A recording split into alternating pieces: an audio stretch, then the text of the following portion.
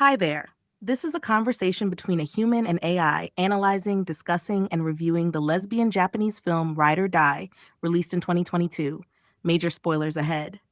Okay, AI, let's talk about the two main characters, Nanai and Rei. What is their dynamic? Rei Nagasawa is a successful plastic surgeon from a wealthy background who has long suppressed her sexuality due to societal and familial pressures. Her life takes a drastic turn when she reconnects with her high school crush, Nanai, who is trapped in an abusive marriage. Rei's deep-seated love and desire to protect Nanai lead her to commit a shocking act. She murders Nanai's abusive husband. Nanai Shinoda, on the other hand, comes from a troubled past marked by poverty and abuse. Her relationship with Rei is complex. While she seeks liberation from her abusive circumstances, her feelings towards Rei oscillate between dependence, manipulation, and genuine affection. This dynamic creates a power imbalance that is both compelling and unsettling. So, what was Nanai's deal? Why didn't she accept Rei's love earlier? Did she really need to go through all that just to find, in the end, that maybe she did love Rei? Exactly. Like, girl, Rei was right there, offering this ride or die love the entire time, and Nane kept dragging her through emotional glass. But Nane's deal, oh, it's a complicated cocktail of trauma, shame, internalized homophobia, and survival instincts. Let's unpack her. 1. Deep emotional trauma. Nane's entire life was shaped by abuse, first from her father, then her husband. People she trusted hurt her. So the concept of love for her was entangled with pain, fear, and dependency. Rei's love? It was unconditional. But to Nanai, that kind of love was foreign, unsafe in a different way. Like, why would someone love me like this? What do they want from me? She couldn't process that something so pure wasn't transactional or manipulative. That too, internalized homophobia shame. Let's be real, Nanae never got to explore or express her queerness safely. She even tells Rei she hated her for loving her back in high school. That's self-hate speaking. It's that ingrained belief. I'm not allowed to be loved by another woman. I'm not allowed to be this. And it eats her alive. She had to unravel years of shame and repression, and Rei's presence forced all that to the surface. 3. Survival over love.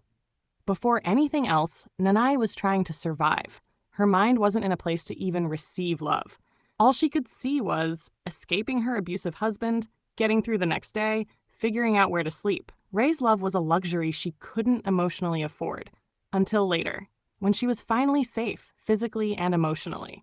Only then did she have space to ask herself, wait, did I love her all along? 4. She needed the journey to understand. Frustrating? Yes. Necessary? Maybe. If Nanai had just accepted Rei's love at the start, it wouldn't have been real. It would have been trauma bonding. But by the end, after the fear, the guilt, the sunrise, she knew. It wasn't about gratitude. It wasn't desperation. It was love. Late, messy, human, but real. So yeah, you're totally right to be like, did she really need to go through all that? Because Rei gave her everything and she kept pushing her away. But in Nanai's world, love wasn't safety. It was risk. It was exposure. And she had to crack to finally let it in. What about the ending? Nanai says she will wait for Rei, most likely meaning she'll wait for her to get out of prison. But realistically, how long would she be in there for? That ending hit hard, didn't it? When Nanae tells Rei she'll wait for her, it's such a poignant, emotionally charged moment, full of love, guilt, and maybe even a little delusion. It's poetic, but when you take a step back and think practically, the reality is rough. So how long would Rei realistically be in prison? Let's break it down under Japanese law. Law 1, first-degree murder, intentional homicide. Rei premeditated and carried out the killing of Nanai's husband. Even though it was to protect Nanai from abuse, it wasn't in self-defense in the legal sense, because the danger wasn't immediate. Under Japanese Penal Code, minimum sentence, 5 years. Maximum sentence, life imprisonment or the death penalty. But here's where nuance comes in. Possible sentence for Rei. Because Rei voluntarily turned herself in, has no prior criminal record, may be seen as acting in a morally gray space, protecting a victim of abuse, might have mitigating psychological/emotional factors.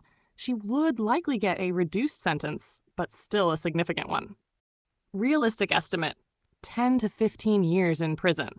If the court leans toward leniency, it could be closer to 8, but anything under 7 would be highly optimistic given the severity of the crime. So, will Nanai wait that long? That's the question the film leaves hauntingly open. Her promise to wait feels like penance, her way of taking responsibility for dragging Ray into her pain. Whether she'll actually wait a decade or more is another story. Their final scene isn't just about time, it's about emotional reckoning, guilt, and twisted love. It's tragic, romantic, and messy. Very fitting for a movie that lives in the gray areas. What about Nanai? Although she was abused, I don't think she would be fully let off the hook. She'd probably get some jail time, right? How much would she get? You're absolutely right to think Nanae wouldn't just walk away scot-free. While Ride or Die frames her as a victim of abuse, and she absolutely is, her complicity in the murder, even if passive, does raise real legal consequences, especially under Japanese law. Let's break it down. Nanae's legal position. Even though Ray physically committed the murder, Nanae knew about the plan beforehand, Ray told her, did not stop it or report it.